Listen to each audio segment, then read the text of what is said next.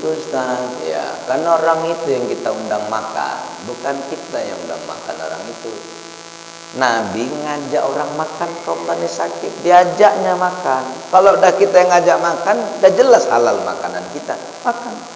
Orang itu nggak baca bismillah, kan orang itu bukan orang Islam. Kita orang Islam baca bismillah. Orang itu Ustaz, tangannya kena makanan kita, Ustaz. Tangan orang itu kan nggak haram. Jangan ngaji tinggi kali. Kalau ngaji tinggi kali, nggak satu pengajian sama-sama Islam pun tangan kita megang tangan dia, dijamak tangan dia. Ini dia bukan orang haram dipegang, cuman orang yang nggak beriman sama dengan kita. Makan dia pegang makanan kita, nggak apa-apa. Tapi dia baru pegang babi, nggak apa-apa. Kan makin enak rasa babi itu kita tahu. Makan dia kan Pak bekas makan babi semalam, tapi dia kan makan. Jadi Ustadz dia nggak disama lah Pak Ustadz, dia bekas makan nasi tadi itu Ustadz. Bapak saudaraku, kita alihkan dia makan bareng kan nggak mesti satu piring. Ini untuk ayo Pak. Kebersamaan yang dicari, inilah kebersamaan kan. Makanya kita kalau mau jadi orang sukses sama-sama membesarkan, bukan membesar sendiri. Punya travel sama-sama besar lah, jangan mau besar sendiri. Udah besar tinggalkan kita, nggak boleh. Sama-sama besar. Pengajian pun gitu, sama-sama besar. Kau caleg, semua caleg yuk. Gitu. Jangan kita udah dukung dia, duduk dia, ditinggalkan kita, atau karena dia ada mau sama kita, didekatkan kita. Nggak boleh. Itu mau besar sendiri namanya, sama-sama besar kita. Jadi Pak, makan bersama itu maksudnya ya bukan harus satu piring. Bagaimana dengan satu piring? Inilah satu saudara Pak, ikut makan bersama sama Pak Payung. Bapak akan bisa ngaji Quran. Kenapa? Disatukan Allah aja. Dah, kalau kita diundang mereka, Pak, pertanyaannya adalah gini, apa boleh ngasih makan orang kafir? Mohon maaf. Itu dulu ada seorang wanita bertanya kepada Rasulullah, ya Rasulullah, mamaku nih belum Islam, boleh aku ngasih makan dia ya Rasul? Silahkan kasih makan. Ada lagi ya Rasul, dia ini orang non muslim, ngasih kita, boleh diterima? Silahkan diterima. Boleh. Jadi kalau dia ngundang kita Pak, kita datang. Nah tapi disitulah kita hati-hati. Dia pesta, kita juga harus tahu siapa yang masak, dan kita juga harus tahu apa menunya. Nah, jangan nanti insya Allah Pak, insya Allah katanya. Orang tuh pun pandai ngomong insya Allah Pak. Insya Allah, babi kecap nih, babi kecap. Insya Allah. Sedap nih. Jangan apa. Jadi Pak, tujuannya apa Pak? Tujuannya tadi menyatukan hati, bersilaturahmi. Bersilaturahmi itu adalah menyambung kasih sayang. Ya, baik. Ada lagi Pak?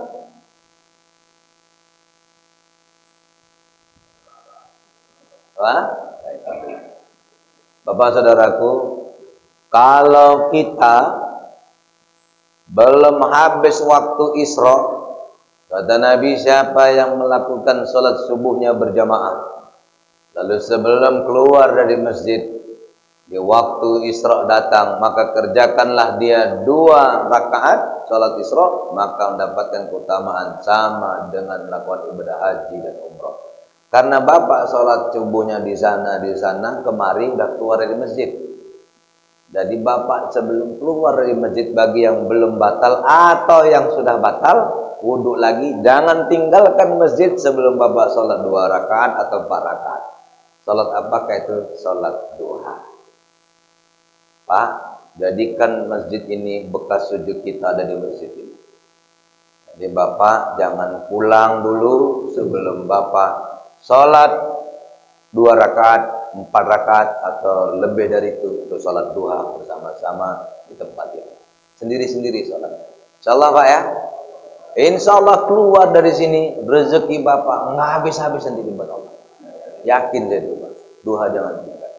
Baik, ini saja yang dapat saya sampaikan dalam kajian saya yang sederhana ini. Mari miknya Pak.